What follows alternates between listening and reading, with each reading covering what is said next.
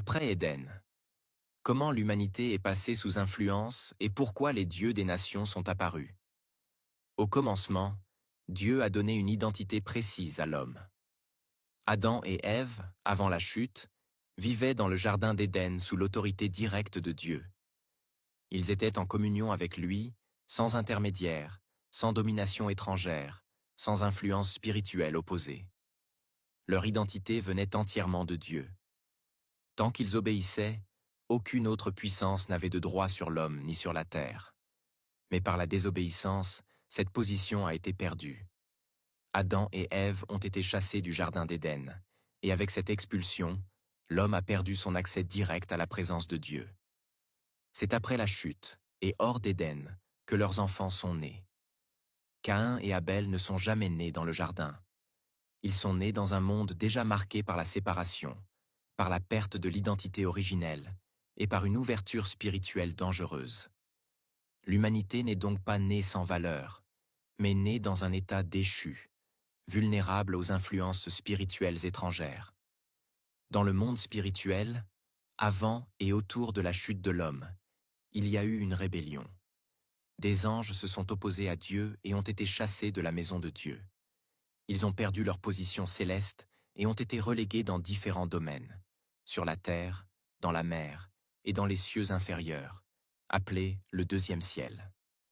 Ces anges déchus n'ont pas créé l'homme, mais ils cherchent à l'influencer, à le tromper et à détourner son adoration. Ils exploitent la faiblesse spirituelle née de la désobéissance. Après Éden, l'humanité a grandi dans ce contexte. Privé de la révélation directe de Dieu, l'homme a commencé à chercher des réponses spirituelles ailleurs. C'est ainsi que les dieux des nations sont apparus. Les dieux de l'Égypte, les divinités vénérées par les peuples et les systèmes spirituels ancestraux ne viennent pas de Dieu. Ils sont le résultat d'une humanité déchue, influencée par des puissances spirituelles déchues. Ces entités se sont présentées comme des dieux, mais elles n'ont jamais créé le ciel, la terre ou l'homme. Elles ont gouverné les nations par la peur, les sacrifices, les rituels et les alliances invisibles. Lorsque Dieu a frappé l'Égypte par les 10 plaies, il n'a pas seulement libéré Israël de l'esclavage humain. Il a aussi exposé publiquement l'impuissance des dieux de l'Égypte. Dieu a montré qu'ils n'étaient pas des dieux créateurs, mais des puissances soumises à son autorité. L'Éternel a révélé qu'il est le seul vrai Dieu. C'est pour cette raison que Jésus fait une déclaration très claire lorsqu'il dit « À tous ceux qui l'ont reçu, à ceux qui croient en son nom, il a donné le pouvoir de devenir enfants de Dieu. » Cette parole montre que personne ne devient enfant de Dieu automatiquement par naissance. Après Éden, l'homme naît dans un monde sous influence, avec une identité spirituelle brisée.